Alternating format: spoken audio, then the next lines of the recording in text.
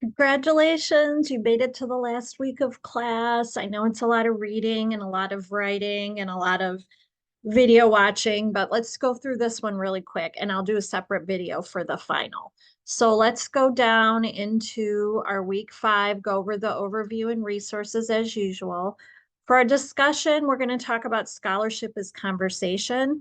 This is discussing conversation in different disciplines. So when you see people that have differing points of view in a discipline or different evidence, or these are published in papers, they might build on somebody else's work. That is scholarship as conversation in a nutshell. But go into the ACRL framework to look at that more specifically.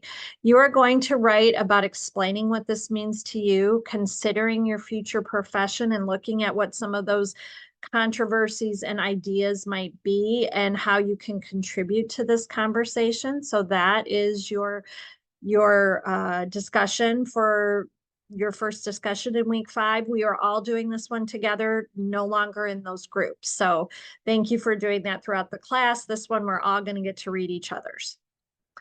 Next, we're going to go again into academic integrity part 2, looking again at plagiarism, and this explains to you here what you're going to do.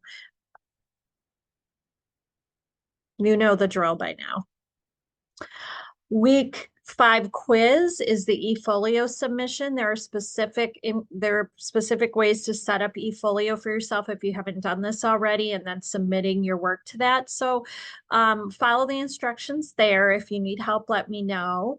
If you haven't done the live learning quiz, this is where you're gonna make sure you do it by this week as well. So that might still be hanging out there in week 1. So generally you have 1 quiz. If you haven't done live learning, you have 2 quizzes.